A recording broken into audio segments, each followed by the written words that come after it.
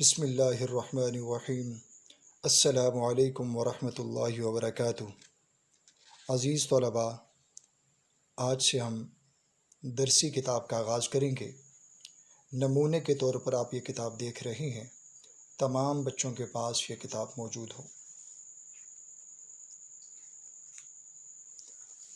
پہلا سبق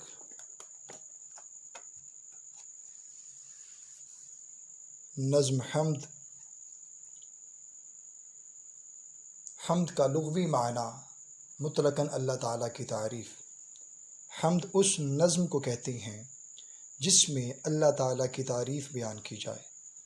حمد اس نظم کو کہتے ہیں جس میں اللہ تعالیٰ کی تعریف بیان کی جائے۔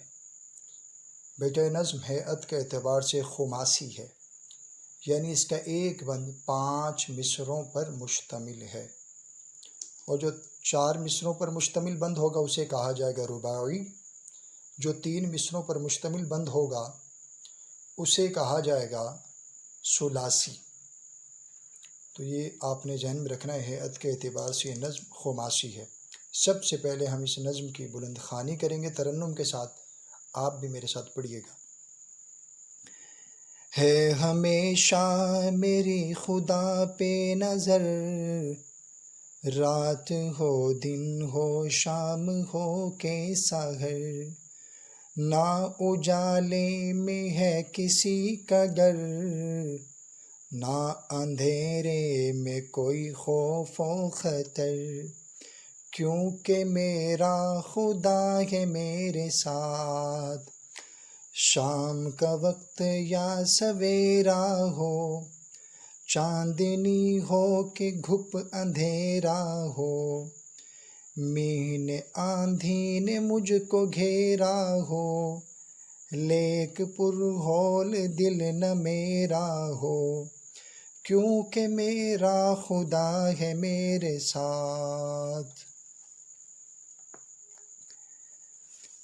جب کہ طوفان کہو سناٹا، سخت اندھیاؤں کا چلے جھونکا، جڑ سے پیڑوں کو دے اکھیڑ ہوا، میرے دل میں نہ خوف ہو اصلا، کیونکہ میرا خدا ہے میرے ساتھ، ٹوٹ کر آسمان سے تارے، شب کو گرتے ہیں جیسے انگارے، وہم کرتے ہیں لوگ بیچارے، میں نہ گھبراؤں خوف کے مارے، کیونکہ میرا خدا ہے میرے ساتھ، میرے رستے میں ہو اگر میدان، یا پرانا کوئی کھنڈر سنسان، کوئی مرگھٹ ہو یا ہو قبرستان، نہ خطا ہو وہاں میرے اوصاف، کیونکہ میرا خدا ہے میرے ساتھ، ہو بیابان میں گزر میرا، یا سمندر پہ ہو سفر میرا، دور رہ جائے مجھ سے گھر میرا، رہے پھر بھی قوی جگر میرا، کیونکہ میرا خدا ہے میرے ساتھ۔ شاعر کا نام اسماعیل میرٹھ۔ بیٹا، اب ہم اس کی تفہیم کی طرف آتے ہیں۔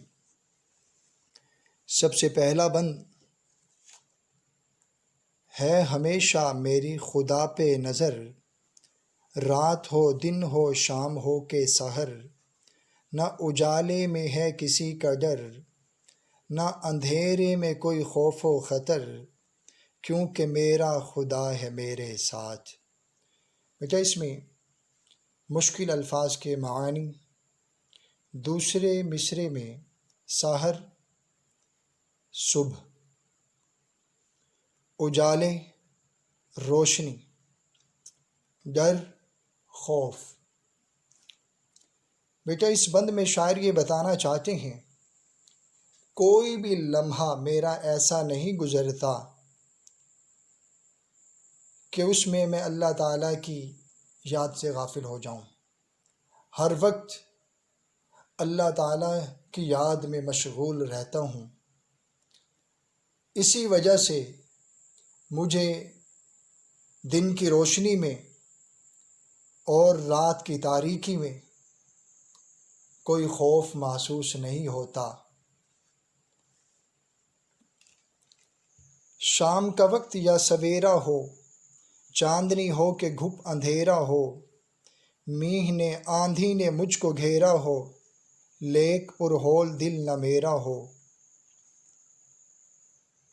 گھپ اندھیرا، بہت زیادہ اندھیرا، تاریکی۔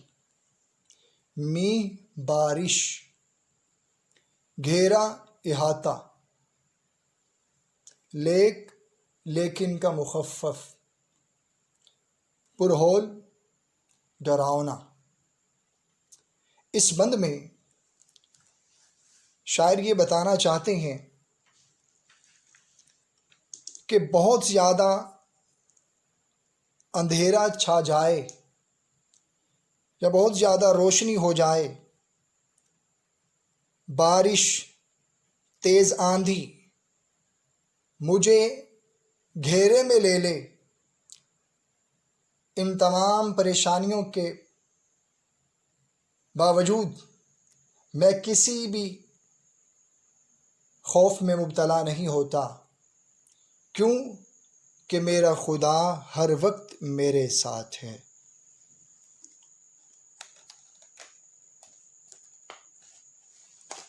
بیٹا تیسرا بند، جب کہ طوفان کا ہو سناٹا، سخت اندھیاؤں کا چلے جھونکا، جڑ سے پیڑوں کو دے اکھیڑ ہوا، میرے دل میں نہ ہو خوف اصلا، کیونکہ میرا خدا ہے میرے ساتھ۔ سناٹا خاموشی، اندھیاؤ آندھی، اکھیڑنا زمین سے باہر نکالنا، جھونکا تیز ہوا، پیڑوں درخت، اصلا ہرگز۔ اس بند میں شاعر یہ بتانا چاہتے ہیں جب طوفان کی وجہ سے ہر طرف ہو کا عالم نظر آئے، تیز ہوا کے چلنے کی وجہ سے درخت اپنی بنیادوں سے اکھڑنے لگیں، ہر طرف آندھیاں ہی چلنے لگیں، ہرگز میرے دل میں خوف پیدا نہیں ہوتا، کیوں کہ میں اس دوران بھی اپنے خدا کو اپنے ساتھ پاتا ہوں۔ ٹوٹ کر آسمان سے تارے، شب کو گرتے ہیں جیسے انگارے، وہم کرتے ہیں لوگ بیچارے، میں نہ گھبراؤں خوف کے مارے، کیونکہ میرا خدا ہے میرے ساتھ۔ شب رات، وہم شک۔ شاعر اس شعر میں یہ بتانا چاہتے ہیں جب بھی آسمان سے کوئی تارا ٹوٹ کر گرتا ہے تو احمق لوگ، ناسمجھ لوگ شک میں پڑ جاتے ہیں اب ہم پر کوئی مصیبت آنے والی ہے، یعنی اب ہمارا کچھ بگڑے گا۔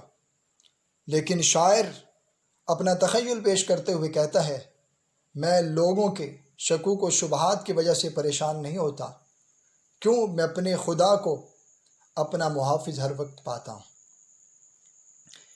میرے رستے میں ہو اگر میدان یا پرانا کوئی کھنڈر سنسان، کوئی مرگھٹ ہو یا ہو قبرستان، نہ خطا ہو وہاں میرے اوساں، کیونکہ میرا خدا ہے میرے ساتھ۔ کھنڈر کہتے ہیں یعنی اجاڑ جگہ کو، سنسان کہتے ہیں ویران جگہ کو، مرگھٹ ہندوؤں کے یعنی مردہ جلانے کی جگہ، ایسی جگہ جہاں پہ ہندو اپنے مردوں کو جلاتے ہیں۔ قبرستان مسلمان جہاں اپنے مردوں کو دفن کرتے ہیں۔ اوساں ہمت حوصلہ، اس بند میں بھی شاعر یہ بتانا چاہتے ہیں، میں اگر سفر کرنا شروع کر دوں، راستے میں کوئی میدان سے گزر ہو یا کوئی ایسی جگہ سے گزر ہو جہاں پہ اجاڑ اور ویرانہ ہو، یا ہندوؤں کے جلانے کی جگہ یا مسلمانوں کے دفنانے کی جگہ سے گزر ہو، ان جگہوں سے بھی، ان مقامات سے بھی میرے ہوش و حواس جاتے نہیں، بلکہ ہوش و حواس میرے جاتے نہیں۔ کیوں کہ میں ان مقامات سے گزرنے کے ساتھ ساتھ اپنے خدا کو پاتا ہوں، اس وجہ سے مجھے ان مقامات سے گزرتے ہوئے پریشانی محسوس نہیں ہوتی۔ آخری بند، ہو بیابان میں گزر میرا، یا سمندر پہ ہو سفر میرا، دور رہ جائے مجھ سے گھر میرا، رہے پھر بھی قوی جگر میرا، کیونکہ میرا خدا ہے میرے ساتھ۔ بیابان ویرانہ، قوی مضبوط، جگر حوصلہ۔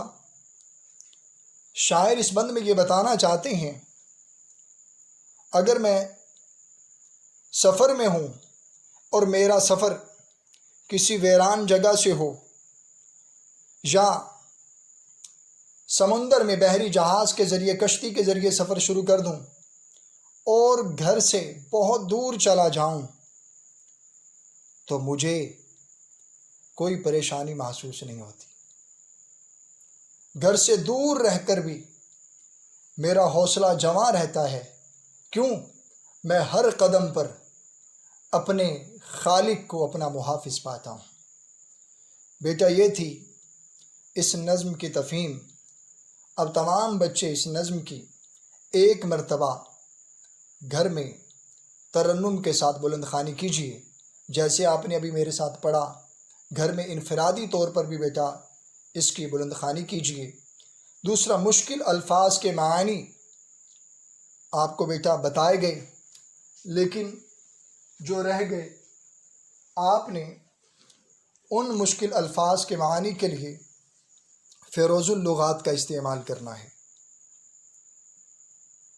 جتنے بھی مشکل الفاظ معانی ہیں بیٹا، ان کے لیے آپ نے فیروز اللغات کا استعمال کرنا ہے۔ جماعت ہفتم میں منتخب شدہ الفاظ کے معانی آپ کو کروائے جاتے تھے، جبکہ جماعت ہشتم میں اس کے برعکس آپ کو کام کروایا جائے گا، یعنی جتنے بھی اس سبق نظم میں مشکل الفاظ آئیں گے، ان تمام مشکل الفاظ کے معنی آپ کو لکھنا ہوں گے اور یاد کرنا ہوں گے۔ بیٹا، آپ نے مشکل الفاظ کے معنی فیروز اللغات سے تلاش کر کے لکھنے ہیں۔ میں ایک لفظ کا معنی آپ کو تلاش کر کے بتا دیتا ہوں، جیسے بیٹا سحر۔ اب سحر کا پہلا حرف سین ہے، تو ہم سین والی فہرست پر جائیں گے۔ یہ دیکھیں بیٹا، سحر، آپ دیکھ رہے ہیں سحر۔ اب بیٹا اس میں ہم نے اس لفظ کا معنی تلاش کرنا ہے۔ دیکھیں، نظر آ گیا دوسرا لفظ سحر، اس کا معنی صبح۔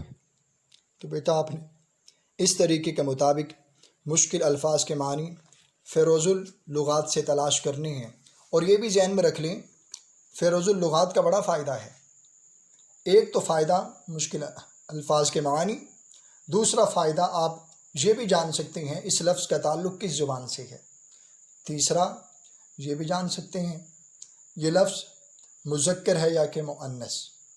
بیٹا آپ نے دی گئی ہدایات کے مطابق مشکل الفاظ کے معنی نوٹ بک پر کرنے ہیں اور لکھنے ہیں۔ لکھنے کے بعد آپ نے ان مشکل الفاظ کے معنی کو یاد بھی کرنا ہے۔